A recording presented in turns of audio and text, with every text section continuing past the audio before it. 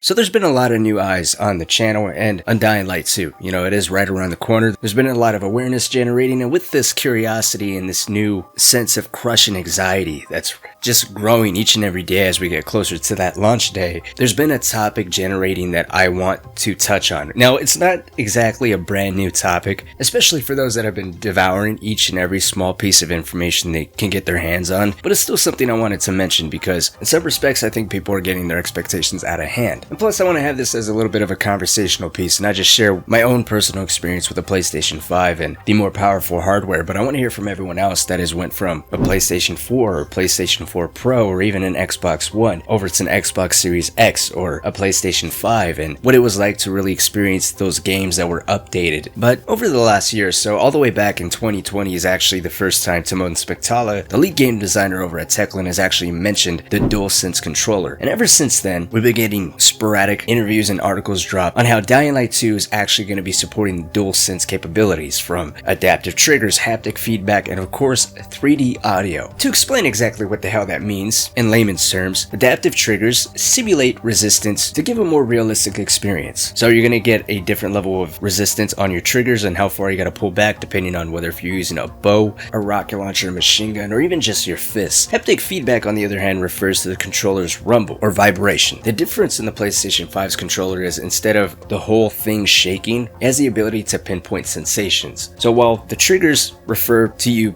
let's say, hitting a zombie with a blunt force object or even a sharp object, the haptic feedback theoretically should allow you to feel which side of the controller is going to shake depending on the impact that you make on the enemy, as well as how powerful of a blow that was to simulate how strong of a vibration you're going to feel. But what about audio? Audio and haptic feedback, I think, is going to be the difference you're really going to experience this game, depending on the platform and how well it's implemented. Personally, I think the whole adaptive triggers are a little bit of a gimmick. I mean, they're cool, they're immersive, but especially when you're playing competitive games or any type of game that demands quick reflexes or fast instincts, the adaptive triggers 9 out of 10 times will get you killed, and I just turn them off after a while. But 3D audio, on the other hand, is the ability to realistically simulate hundreds of sounds in a 3D environment to be able to pinpoint an exact sound source. That would mean if every infected has a specific sound to it and you develop a keen sense to that, just based off of sounds alone, you can determine what's around you at any given time. If a pipe, for instance, is kicked around you, you should be able to pinpoint exactly where that sound came from. Or if every single infected has a unique sound to them and you develop a keen ear for each individual infected, you'll be able to tell what's around you, potentially how many there are, whether if they're coming towards you or walking away from you. If there's multiple different infected types, you could probably identify each individual one, potentially how many of each one there are. Now, whether if this is going to be a gimmick or something that really is a quote-unquote game changer, that's sadly something we're going to have to wait and see, but I'd have to say Techland has to have a level of confidence in order for them to even consider incorporating this functionality. I mean, this is Sony's hardware after all. They do have to work with them and try to figure out a way to have this successfully implemented in their game. This is stuff you don't see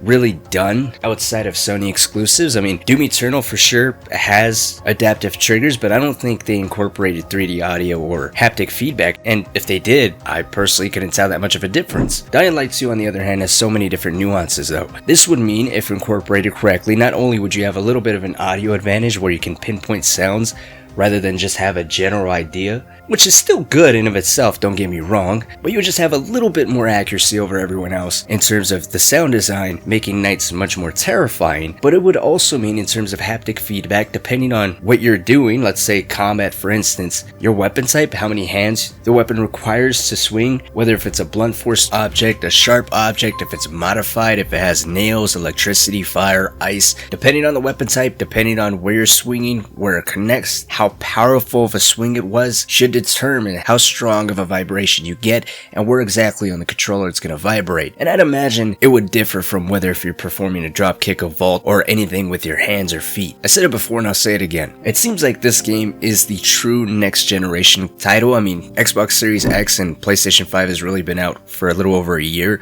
A lot of games have gotten delayed, so it puts this game in a prime position to really take advantage of hardware like no other game has prior to it. So while some of these features might seem like gimmicks in other titles to some people, this game might really deliver on some of these features to show exactly what this console is capable of doing. You know, throw on these features plus ray tracing, it's gonna be one hell of a visual and audio experience. But I mean, for some people, they play without vibrations, other people play without the adaptive triggers like myself. The only difference is gonna be the audio, and it's gonna be interesting to see exactly to what extent this 3D audio in the PlayStation 5 is going to change over the other platforms. But what do you guys think? And better yet, what platform are you guys playing this game on? The next Dying to Know episode is coming out in just a couple of days, and I don't know why, but this is something that just popped in my head, and recent comments have been asking about how this game is going to run on next-gen consoles, which, in case you guys haven't heard, to bring everyone up to speed, there's going to be two different modes on the Series X and the PlayStation 5. You can play on a performance mode, which locks the game at 60 frames, or you can play on a quality mode, which supports ray tracing, and I believe with ray tracing it locks the game at a solid 30 FPS.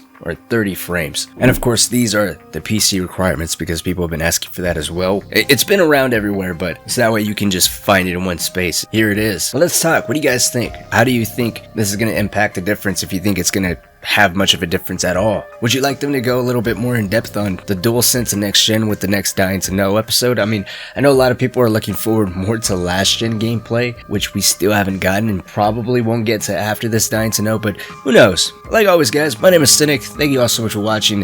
If you want early access on videos or chat with me directly or looking for people to play Dying Light 2 with once the game finally launches, feel free to join the Discord. Link is down in the pinned comment. And of course, feel free to subscribe for anything related to Dying Light 2.